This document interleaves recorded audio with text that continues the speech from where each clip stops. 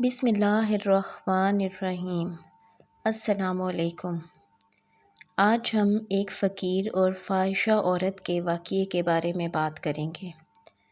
Baghdad کے بازار میں ایک حلوائی صبح صبح اپنی دکان سجا رہا تھا کہ ایک فقیر اس کی دکان کے پاس سے گزرا۔ دکاندار نے کہا کہ بابا جی آؤ کچھ کھا پی لیں۔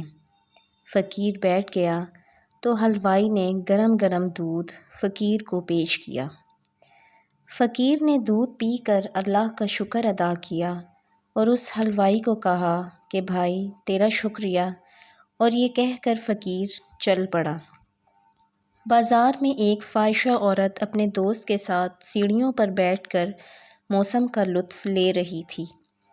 ہلکی ہلکی بوندا باندی ہو رہی تھی، جس کی وجہ سے بازار میں کیچڑ تھا۔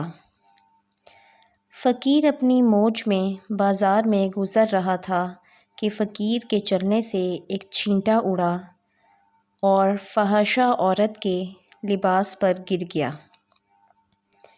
جب یہ منظر فحاشہ عورت کے دوست نے دیکھا تو اسے بہت غصہ آیا۔ وہ اٹھا اور فقیر کے منہ پر تھپڑ مارا اور کہا، فقیر بنے پھرتے ہو، چلنے پھرنے کی تمیز نہیں۔ فقیر نے ہنس کر آسمان کی طرف دیکھا اور کہا، مالک تو بھی بڑا بے نیاز ہے، کہیں سے دودھ پلواتا ہے، کہیں سے تھپڑ مرواتا ہے۔ یہ کہہ کر فقیر آگے چل پڑا۔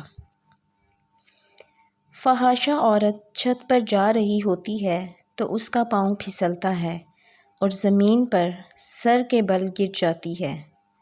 اس کو ایسی شدید چوٹ لگتی ہے کہ موقع پر ہی فوت ہو جاتی ہے۔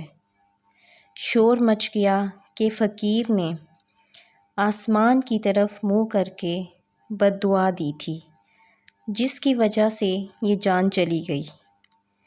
فقیر ابھی بازار کے دوسرے کنارے تک نہیں پہنچ پایا تھا کہ اس فحاشہ عورت کے دوست نے فقیر کو پکڑ لیا اور کہا کہ بڑے فقیر بنے پھرتے ہو، حوصلہ بھی نہیں رکھتے ہو۔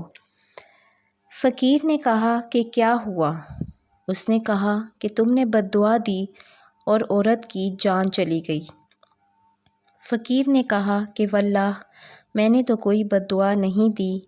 تو اس شخص نے کہا کہ نہیں، تیری ہی بد دعا کا کیا دھرا ہے۔ جب اس نے ضد کی تو فقیر نے کہا کہ اصل بات پوچھتے ہو تو میں بتاتا ہوں کہ میں نے کوئی بد دعا نہیں دی۔ دراصل یہ یاروں یاروں کی لڑائی ہے۔ لوگوں نے کہا، وہ کیسے؟